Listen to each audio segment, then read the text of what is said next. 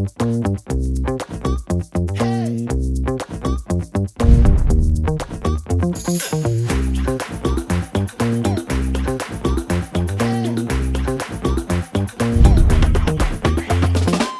on va commencer tout de suite. Le minuteur est parti ce coup-ci. Didier Van Kovlart, on ne vous présente plus. Vous êtes l'auteur de plus de 40 romans et récits, de nombreux essais aussi, j'en ai compté 7. Et puis vous êtes dramaturge, vous êtes scénariste et vous êtes aussi réalisateur.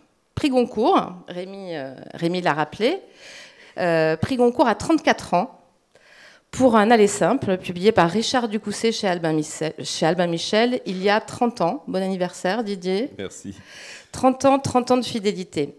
Vous avez également reçu le prix du théâtre de l'Académie française pour l'ensemble de votre œuvre. Et parmi les essais que j'ai mentionnés, il y en a un qui a pour titre « La bienveillance est une arme absolue ». Je ne sais pas si vous avez lu ce livre. Alors, ce que je peux vous en dire, je ne vais pas du tout parler de ce livre, mais ce que je peux vous en dire, c'est que cette bienveillance chez Didier Van Kovlart n'est pas du tout un effet de communication. C'est pas un effet de communication, c'est pas un terme à la mode dans le développement personnel, c'est une réalité. Et c'est pour cette raison-là, connaissant votre générosité, votre curiosité à l'égard des débutants, que l'année où nous fêtons les 30 ans de votre Goncourt, je vous ai demandé de parrainer François Gagé, auteur de Combustion, premier roman de notre rentrée littéraire. Bonjour François Gagé. Bonjour Anna, bonjour à tous. François Gagé, vous êtes avocat. Oui. Vous avez 40 ans. C'est ça. Bon, je ne me trompe pas. Et François Gagé, les faits se sont penchés sur votre manuscrit, à la fois parce que vous êtes parrainé par Didier Van Kovlart, mais on m'a dit que Abel Quentin vous avez encouragé durant l'écriture de ce roman, et vous avez encouragé aussi à continuer à écrire ce livre qui est très ample, qui est assez impressionnant, qui est très contemporain aussi, qui est extraordinairement abouti pour un premier roman, et qui là, à l'inverse, est une pure fiction. Vous nous plongez en immersion au plus près de 3 hommes qui ont tout perdu et qui se retrouvent absolument nus après l'explosion d'une centrale nucléaire dans un Cotentin qui est à la fois fermé, coupé du monde. Il marche plus, hein. Ouais. Merci. J'espère que vous avez... Ah bah oui, ça va mieux. Qui se retrouve... je vais repitcher hyper rapidement parce qu'il ne faudrait pas quand même qu'on n'ait pas entendu ce que c'est que ce roman. Ce roman, c'est une fiction. Vous suivez 3 personnages masculins, 3 hommes, on va dire, réellement masculins, qui ont tout perdu. Ça veut dire quoi, réellement masculin? Ça veut dire qu'ils étaient puissants avant cette catastrophe nucléaire, qui fait tout simplement exploser une centrale nucléaire. On n'est pas du tout en science-fiction, ça peut arriver demain, c'est déjà arrivé. Hein. Ces hommes-là sont prisonniers dans une zone contaminée. Ils n'ont plus rien et vous les suivez au plus près de ce qu'ils sont. Pourtant, ce roman n'est absolument pas nihiliste, ni désespéré. Ça fait partie du miracle dont on va parler. Je crois que vous avez une question à poser à François. Alors, j'ai été très touché par ce livre. D'abord touché par le fait qu'on me demande, c'est un très beau cadeau de me faire. C'est une sorte de commémoration active. Oui, on commémore ce merveilleux cadeau qui m'a été fait il y a 30 ans du prix Goncourt.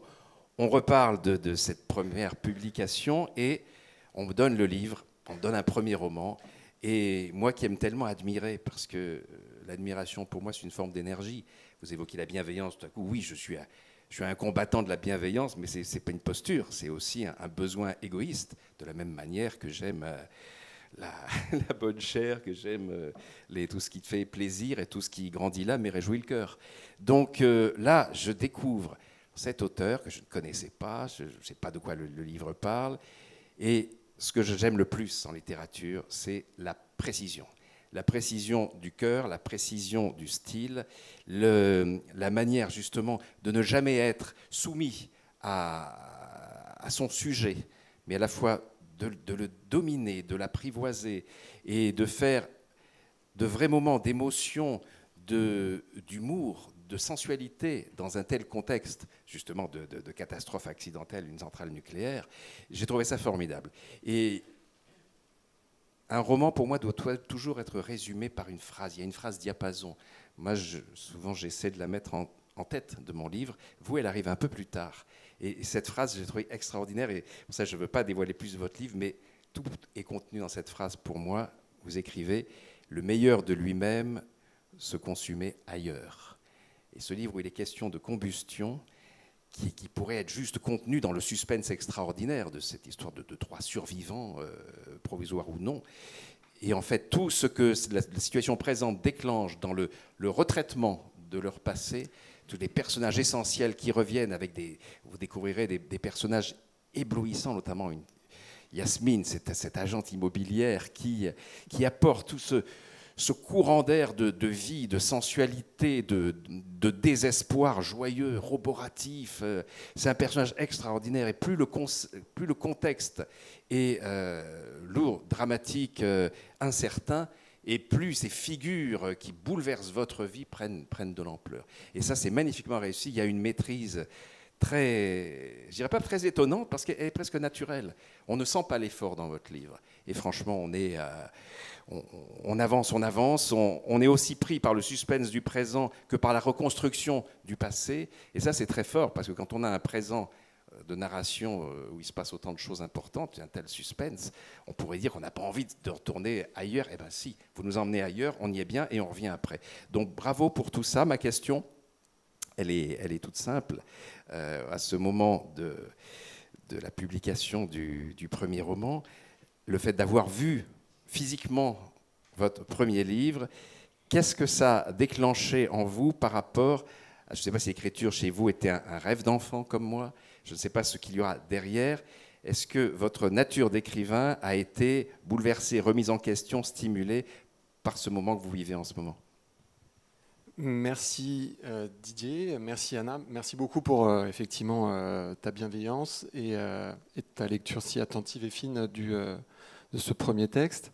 Effectivement, un premier roman, c'est un événement très, très fort. Même à 40 ans, même après avoir vécu un certain nombre de choses, on est bouleversé par cet événement et on ne l'anticipe pas vraiment. Quand on est dans le manuscrit, dans l'écriture, c'est un autre temps. C'est un temps intime, c'est un temps où on est effectivement dans une bulle coupée du monde, et c'est parce qu'on est coupé du monde qu'on est libre et qu'on écrit des choses lucides et vraies. Et quand on se confronte effectivement à la réception, c'est quelque chose de très excitant, de très violent aussi, et de très enthousiasmant. Et donc effectivement, le livre physique incarne tout ça. Après, pour revenir effectivement sur cette phrase que tu as mise en exergue et qui fait écho au titre, effectivement, ce livre parle d'une époque et de personnages ancrés dans cette époque qui se consument. Et la question qu'ils sont amenés à se poser en étant plongés dans l'accident nucléaire, c'est de savoir s'ils se consument pour les bonnes choses. Donc c'est véritablement un roman du doute et un roman du questionnement sur les valeurs qui font l'identité de trois hommes. Et donc, en bonne partie, c'est aussi un roman sur l'identité masculine, sur ses failles, sur ses faux-semblants. Et l'idée, effectivement, dans l'intimité de l'écriture, c'est de passer le voile de l'apparence pour dire au lecteur, homme ou femme, qu'il n'est pas seul et qu'en réalité, dans la difficulté et dans l'épreuve, tout le monde est assez misérable parfois et assez faible. Et donc, voilà, il y a ces trois personnages. Effectivement, comme Didier l'a dit, il y a cet aller-retour entre le présent de l'accident et des personnages pris dans ce Cotentin contaminés par l'accident nucléaire, mais il y a aussi beaucoup de leur vie d'avant, c'est-à-dire qu'ils vont revisiter effectivement leur destin et leur vie, et donc il y a différentes manières pour chacun d'entre eux d'essayer de dépasser l'enfermement qui est celui de leur identité et qui est aussi celui d'une société, d'un contexte de valeurs, d'un certain libéralisme. Et donc ils vont chercher chacun à leur manière à sortir de cet enfermement. L'un, grâce à Yasmine, effectivement, en plongeant dans une exploration du désir sexuel, et en questionnant aussi l'identité de genre. Un autre en fuyant d'une certaine manière l'enfermement, mais en passant du coup à côté de certaines choses. Et le dernier, effectivement, en assumant cet enfermement avec toute sa lâcheté d'une certaine manière, mais du coup en rencontrant quelque chose de cette façon. Et donc voilà, il y a ces trois personnages. L'événement va aussi leur permettre de trouver une forme de liberté. Et donc c'est le sens, l'un des sens que prend ce texte. C'est le sens de votre titre, François Gagé, puisque la combustion, c'est à la fois ce qui consume et ce qui révèle.